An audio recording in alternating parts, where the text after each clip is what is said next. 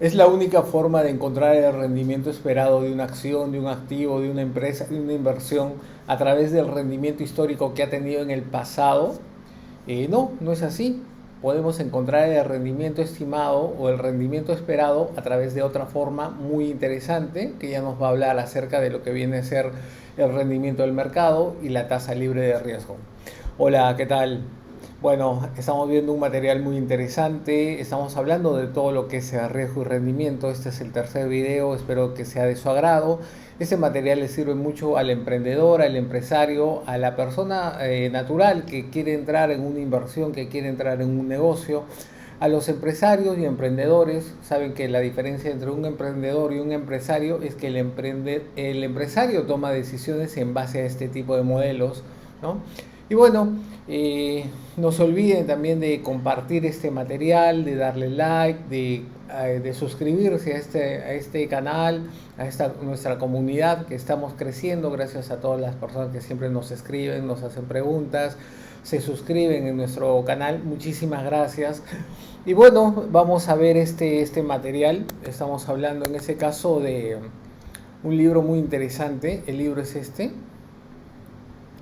El libro de Finanzas Corporativas, Jonathan Berg, Peter de Marzo, uno de los clásicos de finanzas corporativas. Buenísimo, tiene un material muy interesante, diferente a los otros que particularmente yo he visto, ¿no? Tiene una forma específica de mostrar y también es un material un poco más denso, más fuerte, que te permite hacerte repreguntas de estos temas, ¿no? Estamos viendo el capítulo 10, los mercados de capital y el establecimiento del precio del riesgo. Bueno, ¿en qué parte nos quedamos? Como les dije, este es el tercer video. Bueno, vimos el rendimiento esperado, la desviación estándar, la varianza, todo ello. Nos quedamos, me parece que en el casito 6, 5, este es el 5, 6, perfecto. Sí, nos quedamos ahí, ¿no? Entonces, quiero hacer una recopilación rápida. Este video va a ser un video rápido. Quiero hacer una recopilación de lo que hemos visto anteriormente, ¿ya? Miren, normalmente, ¿cómo nos han dicho que hallemos el rendimiento esperado? El rendimiento esperado de cualquier acción, de cualquier activo, sería, miren, por ejemplo acá, rendimiento esperado sería la suma producto de las probabilidades con el rendimiento que pueda tener. Miren, ¿ah? Suma producto del rendimiento con las probabilidades. Esa es la forma tradicional de hallar, ¿no?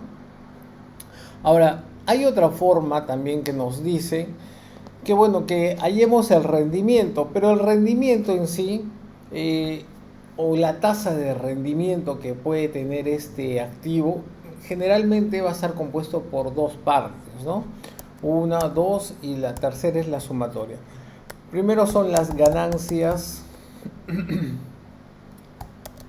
de capital, que es la variación del bien, y aparte viene a ser el dividendo, porque generalmente estos activos van a pagar un plus que se conoce como dividendo, ¿no?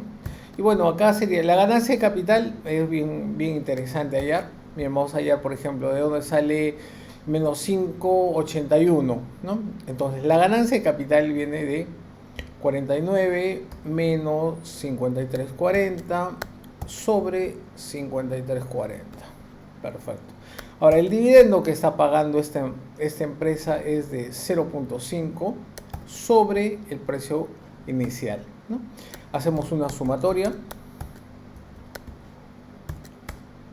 y ya sabemos en ese caso que el rendimiento es de 5,81, pero ese rendimiento es de un solo periodo, ¿no? Pero, o sea, un solo periodo nos podría dar mayores luces o nos podría dar una certeza de encontrar la respuesta correcta cuando vemos que tal vez existe mucha volatilidad en este tipo de activos. O sea, por ejemplo, en un mes está bien, en otro mes pierde, al otro mes se recupera, se va recuperando bien y después empieza a caer, pasa un factor externo, se cae nuevamente. Entonces, si tomar como referencia una tasa de rendimiento, complicadísimo, ¿no? Y todavía, miren, acá tenemos diferentes fechas, o sea, no hay no es un tema uniforme, no es, por ejemplo, información diaria que con eso y un gran número de datos podríamos tomar una buena decisión en sí aplicando el promedio de todos esos rendimientos, ¿no? Entonces, ¿qué sucede cuando no tenemos esa información? La situación de verdad se complica. Pero ocurre un tema bien interesante, ahí surge en ese caso tanto la tasa de rendimiento o el rendimiento del mercado, surge lo que vendría a ser la tasa libre de riesgo. ¿Cómo surge esta tasa libre de riesgo? ¿De dónde es el espejo de qué? O en ese caso, ¿de dónde se toma como referencia la tasa libre de riesgo? Todo eso lo vamos a ver ahora, ¿no? Entonces, bueno, este tema del arbitraje nos habla más que todo de por qué siempre debe haber una diferencia entre la tasa libre de riesgo con el rendimiento de mercado, ¿no? Entonces, el rendimiento de mercado, más que todo aquí, ya lo toma como el Standard & Poor's 500, que agarra 500 empresas de las más fuertes de Estados Unidos y eso lo toma como referencia para la tasa libre, perdón, como el rendimiento del mercado, ¿no? Pero en ese caso también necesitamos conocer lo que vendría a ser la tasa libre de riesgo. ¿De dónde tomamos la tasa libre de riesgo? Acá también nos indica que la tasa libre de riesgo sería el activo que no tiene riesgo, como cuál, los bonos soberanos, ¿no? Entonces ya tenemos información de dos conceptos que van muy ligados.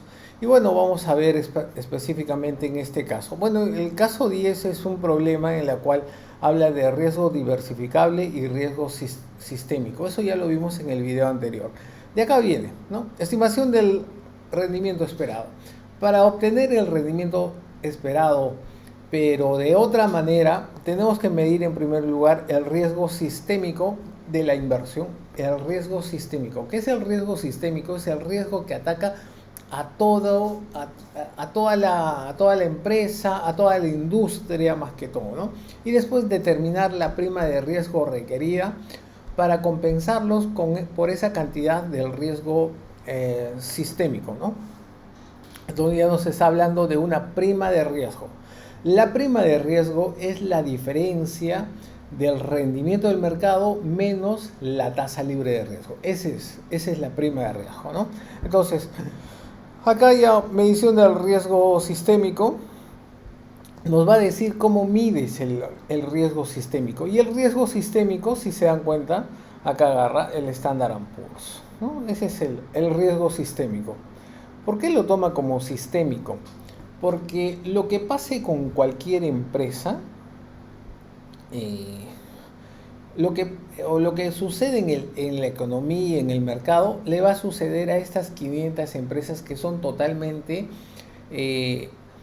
indistintas, que no tienen relación una con otra, ¿no? O sea, que son independientes, ese es el término, independientes, ¿no? Entonces, para eso, ese es el riesgo sistémico, ¿no? El Standard & Poor's.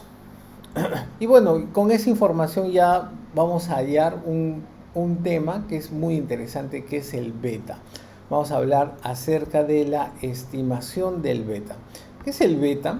Acá también tenemos un concepto, miren, el beta o la beta es el cambio porcentual esperado en el rendimiento excedente de un valor para un cambio del 1% en el rendimiento excedente de la cartera de mercado. O sea, es una medida que va a hacer tanto que la prima de riesgo se incremente o baje dependiendo del nivel de riesgo que tenga ese activo específicamente, ¿no? Aparte, obviamente, esta beta, que lo vamos a ver en unos videos más, de acá a unos 3 videos me parece, esta beta varía, no es una beta constante.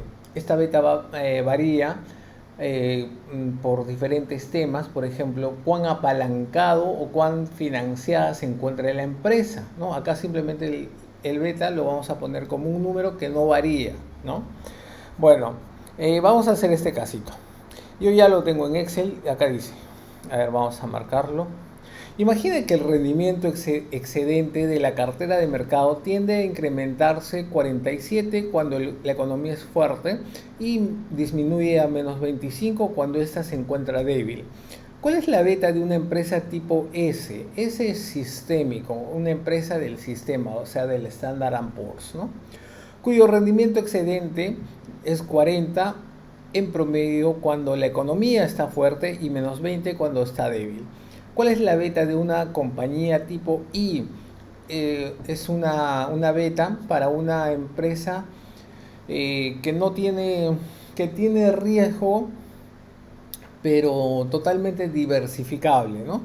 Que solo corre riesgo específico o idiosincráticos. Es eso, ¿no? Entonces, miren, acá me gusta de verdad la forma como hay el beta porque es otra forma distinta. Nosotros conocemos la forma a través de la covarianza y la desviación estándar, todo eso, pero esta es otra forma que les voy a mostrar ahora. Y bueno, con eso vamos a terminar. Entonces, acá tenemos la probabilidad, que es importante. Eh, Nos habla de el mercado 47 menos 25, la empresa S 40 menos 20. Entonces, aquí lo que vamos a hacer es una resta más que todo. 47 menos 25, 72 sería como el promedio, o claro, sería como una especie de promedio de los rendimientos del mercado, o perdón, sería la variabilidad que podría haber, ¿no? Y bueno, con respecto a la empresa S, que tiene un riesgo sistémico, sería 40, 20, 60%.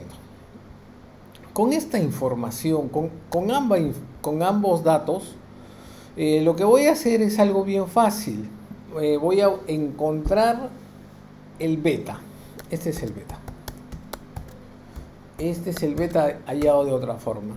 Y el beta va a ser la, la, la división de esta varianza del mercado sobre la varianza de la empresa específica contra la varianza del mercado, ¿no? Es un término que sí ya lo hemos escuchado. Entonces, ¿qué hago? Varianza de la empresa S sobre la varianza del mercado, perdón, el número 0.83. Entonces ya sabemos a cuánto asciende. 0.83. Y ahora voy a comprobar esta información, ¿no? El beta me dice que es 0.83, no es mayor que 1, entonces si el mercado crece a 1%, esta empresa crece al 0.83, ¿no? Entonces, el caso 9, mire, ya hemos hecho el 8. Bueno, acá nos está dando información del beta, de la industria y de la empresa para ver esa relación que podría haber, ¿no?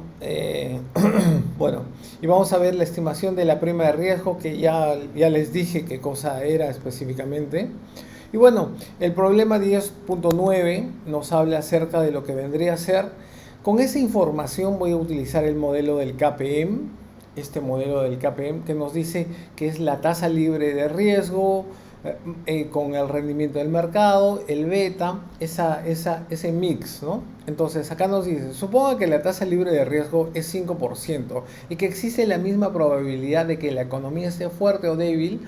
En ese caso, compruebe que se cumpla la ecuación 10.10. ¿Cuál es la ecuación 10.10? La buscamos aquí. A ver, ¿dónde está la ecuación 10.10? A ver, ¿dónde estás? ¿Dónde estás? A ver, ¿dónde está? 10.10.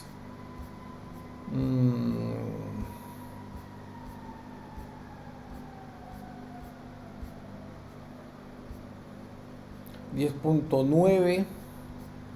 Por aquí debe estar la 10.10. A ver, ¿dónde estás? ¿Dónde estás?